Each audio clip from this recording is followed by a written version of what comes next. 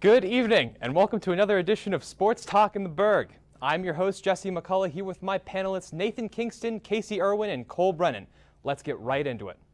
The Steelers' first-round pick, Kenny Pickett, started in the second half of last week's game against the Jets and is now officially starting for the team. Do you believe in the rookie enough for him to be Pittsburgh's new starting QB? What are you thinking, Cole? So I thought Kenny Pickett actually played well. He did throw 3 interceptions, but I don't think 2 of them were his fault. Claypool has to catch that ball. He's up against a 5'9" defensive back. Even though he's in double coverage, the ball was right to him. He's got to catch that ball. Oh yeah, no, he definitely does. Especially if you're having single coverage. The safety came over eventually, obviously, but he goes up for the pass, and instead of catching it with his hands up top, he tries to catch it with his chest. I don't know why he's doing that. Anyway, getting on to Kenny Pickett. First off, didn't take any sacks.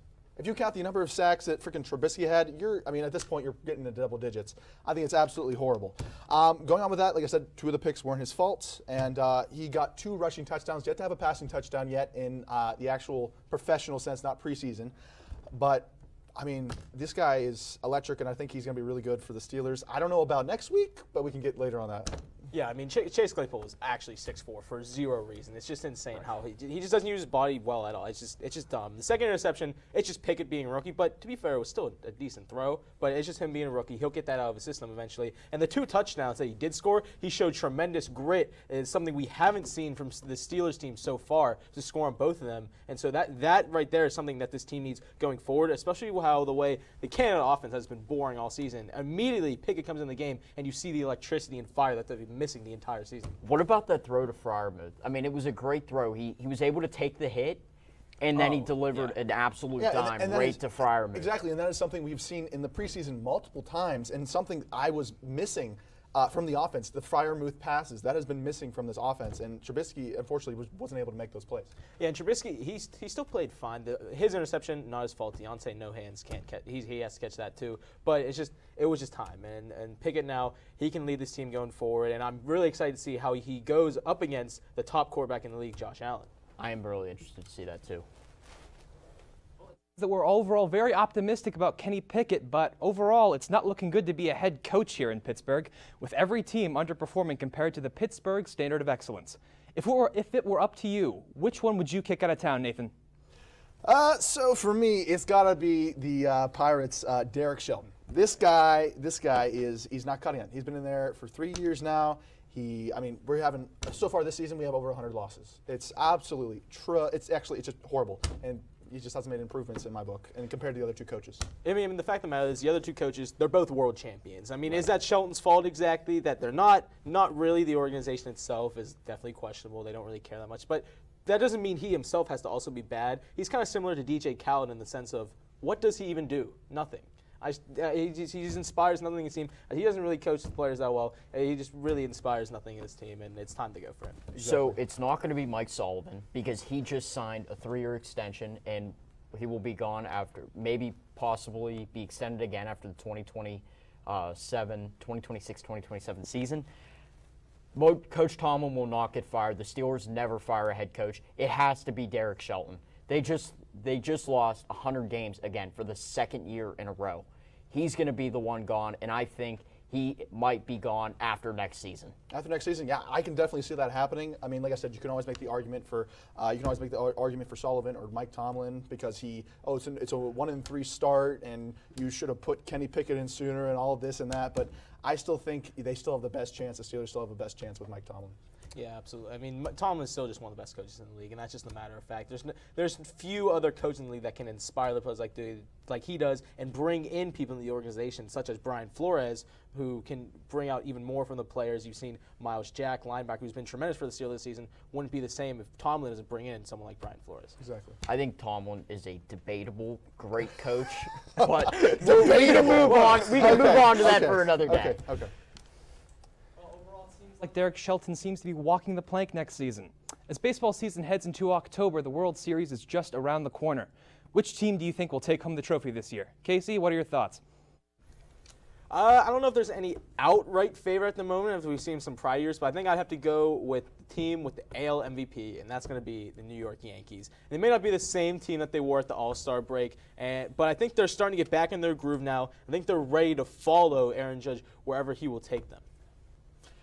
So for me, it's all about the Mets, baby. The Mets. It's all about the Mets. Okay, so first off, I mean, yes, the Braves did, kind of sweep them down under the rug for the home opener the past weekend, and I'm going to say they're going against they're going to need a wild card spot. They're going to be going against the San Diego Padres here. I mean, with the matchup, you got Jacob deGrom, Max Snyder, I can't say his name, Yu Darvish, and Blake Snell. So I mean, this game is going to be great. Plus, the Mets are currently 4th. That's why they have that wild card spot, and they're 98-61. So I mean, I got the Mets all the way. I got to go with the Dodgers. They're the best pitching team. They have a team ERA of 2.81. They have a 257 batting average, which is 4th in the league. They have the best team in baseball. They spend the most money. They spend a whole lot more than the Pirates. Yes. But I also think, too, what about the Mariners? I was actually That's thinking the same actually thing. a great call. They have some solid young pieces in Julio Rodriguez and Ty France, and they have George Kirby, and he's pitched well for them this season. So I think the Mariners can also potentially make a run for the World Series as well. You never know. Every year you always have that dark horse candidate. I think the Mariners could be that dark horse candidate this year. Yeah, it's a really great I point. mean, that's not bad, but it's the Mets. It's Yeah, the Mets. the Mariners are kind of like a Pirates fan dream right now. I would just love to see them go on after not being in the playoffs for Albert Pujols' whole career. Well, the Pirates will never win the World Series, so It'll happen. We now have our tweet of the week. This tweet comes from Barry Jackson, who says, quote, "With Jets looming on the schedule, Tyreek Hill is asked how close he is with joining the Jets this past offseason. It was very close to happening. Just those state taxes, man. I had to make a grown-up decision." What do you think of Hill's decision, Cole? I think he's smart to go to Miami. I think Tua Tagovailoa is a much better quarterback than Zach Wilson. I thought Zach Wilson did play well against the Steelers on Sunday, but also, too, he's going to a state of Florida. In the state of Florida, there's less taxes, not as much as New York, and he's in a warm weather state. So I think that was a smart idea by Tyreek Hill to go to the Miami Dolphins. Oh yeah, by far. Honestly, he has a great wide receiver duos down there. You have Waddle, you have the other guy they have. You have Tyreek down there. Obviously, they have a great running backs with Mostert and Edmonds down there as well. And like I said, Tua Tagovailoa is great down there. Obviously, you have Teddy Bridgewater in there right now. So I still think they're going to be dominant with Teddy Two Gloves down there. But I still cannot see him on the Jets. I can't. It's kind of a big mood, to be honest. I've also thought about committing tax evasion. But seriously, I mean, who would actually want to go to the Jets? I mean, it's just they're just bad. The Jets are the Pirates of the NFL. Honestly, they're just an ugly green. They're in like Jersey. No one wants to go there. I mean, seriously, it was just smart. It was the obvious choice to go to Miami. It's just absolutely the smart choice by Tyreek Hill. This week we have a new segment, Alumni Question, and this one comes from 2022 graduate John Hanna. He asks, with hockey season coming up, who do you think will win Rookie of the Year in NHL? Casey? Not really sure. There's a lot of candidates. I mean, I just like to say whoever the Penguins have. Whoever the Penguins have. I'm a big believer of the Penguins. They're my Penguins. So I got you. I'm going to go with Juraj Slafkovsky of the Montreal Canadiens. He was he was picked number 1 overall. He's probably going to start the season in the NHL, like most number 1 picks do. I think that Juraj Slafkovsky is a really good player. He can shoot the puck, and he's just overall, he's a playmaker. He can make plays on offense. So I'm going to go with Juraj Slafkovsky of the Montreal Canadiens to win the Calder Cup. Actually, here's the thing. I actually had the same guy. I also had him because of obviously he's making that breakout. He's making like all the things you need to do as a rookie. But obviously, I would love to see the Penguins rookies take that place, but I just don't see it happening. Well, when we come back, we're going to break down the latest development in college sports. Stay tuned, folks. Roll over. Chance high five. All right. When you adopt a shelter pet, you discover all the things that make them unique. And your mother and... I am totally a hot person. Right, guys? Thanks for being honest. They're a little bit of a lot of things, but they're all pure love. Adopt pure love at theshelterpetproject.org. Multiple studies have shown that marijuana can slow both driver reaction and response time, which can be really dangerous. He's here. He's here. Wait. What? I can't drive. Why? My. Oh.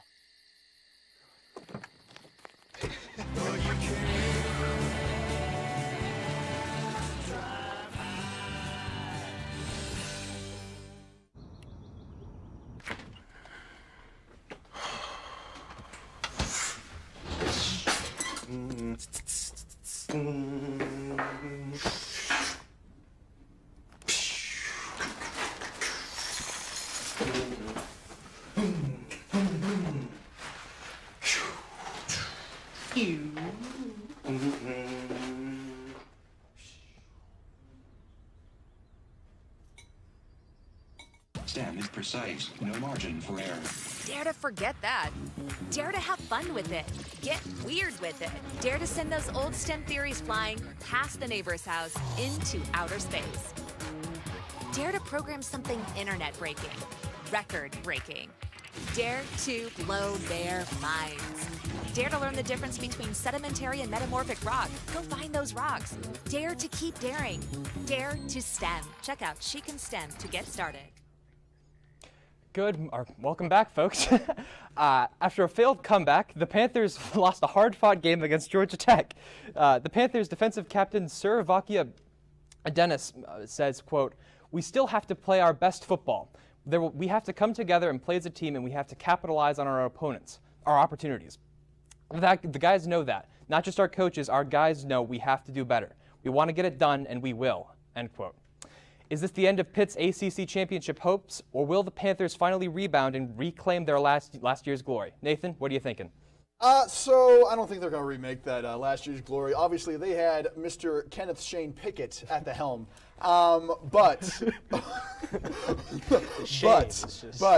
this year they don't have that. They have. I mean, I know they've been swapping in and out quarterbacks here and there, and the defense is still a little. But I mean, like I said, the big loss to Georgia Tech, and I don't see them going that far this season. Yeah, I mean, how do you lose that Georgia Tech game? You're like 20-plus point favorites against a team that has just recently fired their head coaches. It just can't happen. I mean, Keaton Slovis, he's been okay, I guess, but he just hasn't looked like the guy. And all the pieces that were around Pickett and Jordan Addison last season, they're just not performing at the level that they were as well. And it's just, Cole, I know you're ready to rip into this Pitt team right now. You're sitting there waiting. They just suck. Like, how do you lose to Georgia Tech? They just fired their head coach. They turned the ball over 3 times. You cannot do that against a Georgia Tech team. Exactly. Penn State is better than Pitt. This year, maybe. Last year was not. Penn State, I mean, come on, man. Penn State. Oh, excuse my voice crack there. Penn State. You're cracking just like the Pitt. We are Penn State. We are Penn State. Well, at least we know of Sean Clifford at QB. As we approach the middle of the season, it's now time for programs to see what needs to change. With that, some coaches may be on the chopping block. Which coach do you think should start filling out job applications, Cole? I'm going with David Shaw from Stanford. They have not played well at all this season. They have only scored 118 points for, and they have 136 points against. They only have 730 rushing yards when their opponents have 911. They lost 127 rushing yards when opponents have only lost 68. That's not good at all. Like, they have to be better, which means that their offensive line needs to be able to run block so that their running backs can run. So I'm going with David Shaw from Stanford. Really? Okay. You know, with Stanford. See, I'm going with the freaking Auburn Tigers, baby, the Tigers.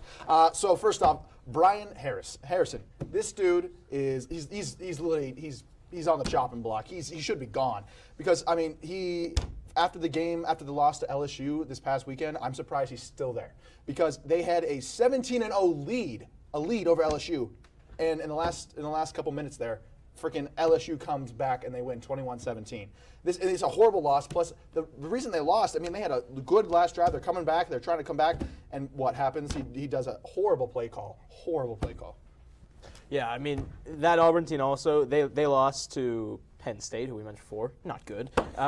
And I'm no college football guru, but one guy I definitely have to say is on the hot seat is RMU head coach Bernard Clark. The losses that they've had, they've just been absolutely unacceptable, especially the one to Delaware State. I mean, the rushing offense, the rushing defense, both have been embarrassing. Like, it's just embarrassing, especially when you're a head coach of a football team. You used to be an NFL linebacker, and your players can't make a tackle. That's right. How does that make sense at all? No, it doesn't. It doesn't make sense. I agree. Another week has gone by, and with it we've seen excellent performances from college athletes across the country. Who stood out among the rest, and is your athlete of the week? Casey? Then I'm going to go with Jahmyr Gibbs, running back for Alabama. Alabama played actual competition this week against a ranked Arkansas, but Jahmyr Gibbs, he had no problems. He was able to carry his team on his back after the Bryce Young shoulder injury. He had over 200 yards on 18 carries, 2 touchdowns, and he was putting that team on his back. And when you're talking about players of the week for last week, how can you not mention his name? Yeah, I mean, yeah, honestly, I'm going to stay with the same school. I'm going with freaking, what's his name? Victor Kiprop out down in Alabama. I'm going to give some love to my track and field and cross and country people. I got to give love to them. This dude, he definitely, he won 2 races, and those being against Notre Dame. And this is one of the most talented pieces in his career, one of the most great races that he's had. And also, he's one of the All-American for both cross country and track. So. Yeah, big credit to those track guys. I mean, me personally, I'd die about a minute through anyways, so. I'm going with Max Duggan, quarterback from TCU. He threw for 302 passing yards and 3 TDs, which is really good. 116 rushing yards on 5 carries for 2 touchdowns, which is that's a really good performance, especially to 116 rushing yards on 5 carries. That's ridiculous. That's just a very good stat line.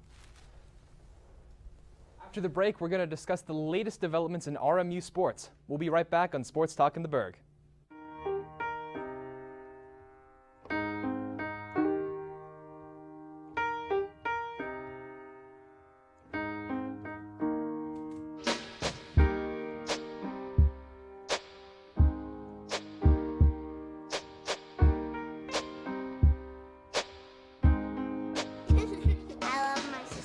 My heart doesn't see race. Love is love. What are you doing in there? What's that? I wouldn't do that. What are you doing? What are you looking for?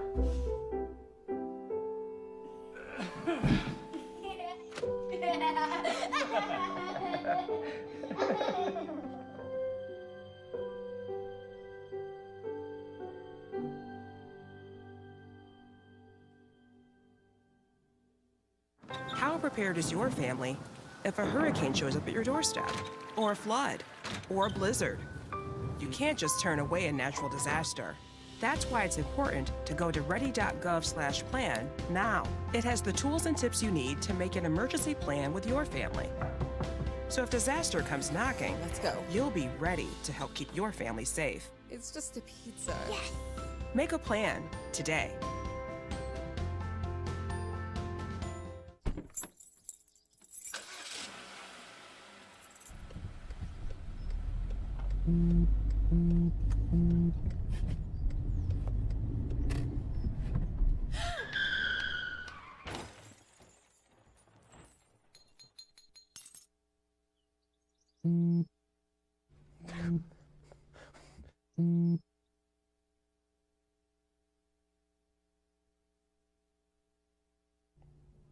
Welcome back, folks, to Sports Talk in the Burgh. Let's get on to RMU sports.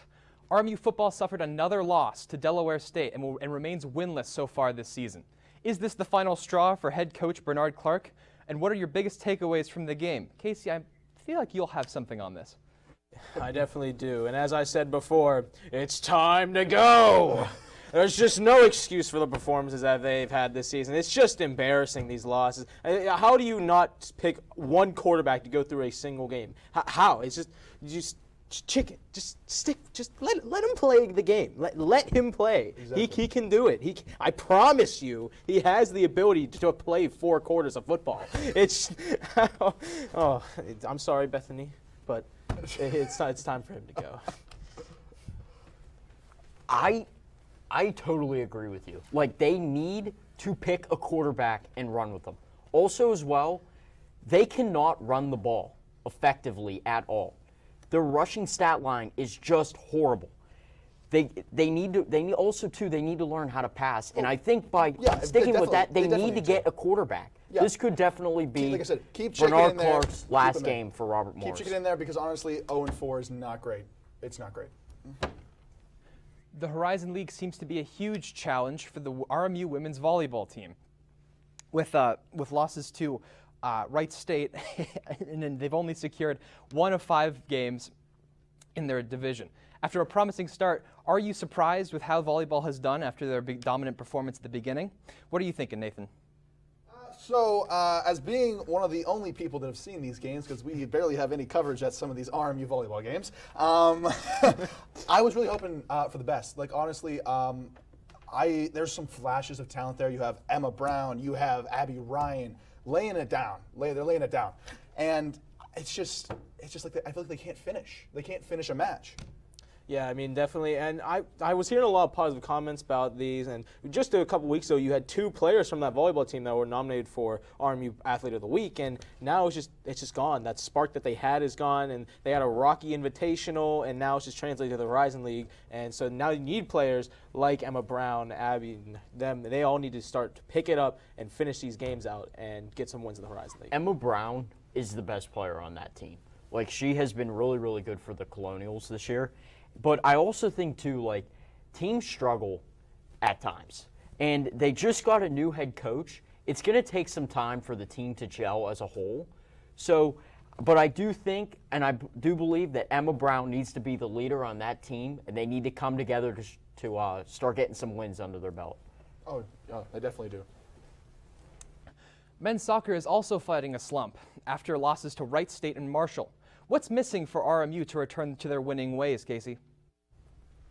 Well, first off, I think that last time they lost 3-0, and that's surprising considering that the offense has been so exceptional to this point. And I think what they need to do is they need to stop being so reliant on the Gilly twins, especially Chase Gilly, who had a hat trick recently and won another game for them. And so you need players in the midfield to start stepping up, creating more chances for the attackers. And then you also need Petrelli, their star keeper at the back. He needs to be the leader of this team, command everyone throughout, keep that defense solid, more compact, so they're not giving up 3 goals in a game. And then he at the back can then distribute some longer balls out wide and then get some crosses in, because RMU has had success when they get the ball into the box and then they can get ahead and score. Yeah, I think they need to rely. It comes down to relying on your best players and your stars on that team to get you goals, get you assists, and to play your best soccer. Just keep going with Chase Gilly. Keep the Gillies going. I totally agree, because he has been the best player for the Colonials, and they need to continue to rely on their stars to help get them through those, and also too, and then those younger guys too, and those not star players, they need to step up as well and play good for the Colonials down the stretch. When we come back, our panelists will give you their final takes. Stay tuned, folks.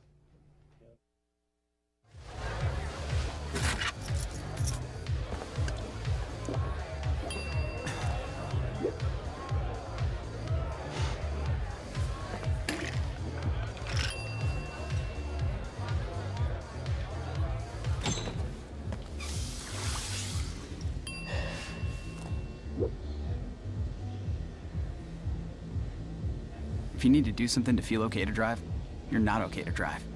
Don't drive buzzed. Maybe you can make retirement happen. After all, you made her college years happen. Opening that education savings account when she was little. Spearheading a campus tour. And another, and another, and another, and another. Bam! Deciphering financial aid. She was like, what? Well, now she's like,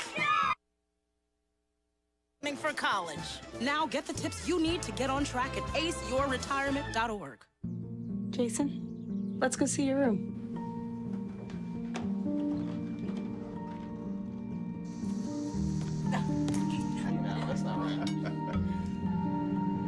How is it? Is it good?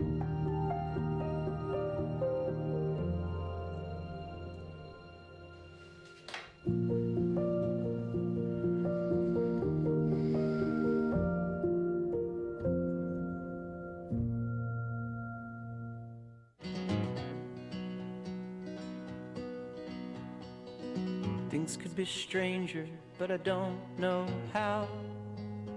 I'm going through changes now.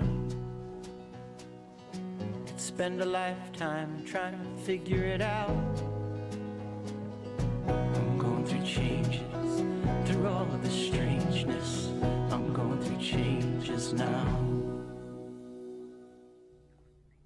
Welcome back, folks. We're now going to get into our final take, starting with Nate Kingston. My big take is with all the new Miami Dolphins news with quarterback Tua Tagovailoa, the NFL is under investigation for the Dolphins and the NFL as a whole for the concussion protocol.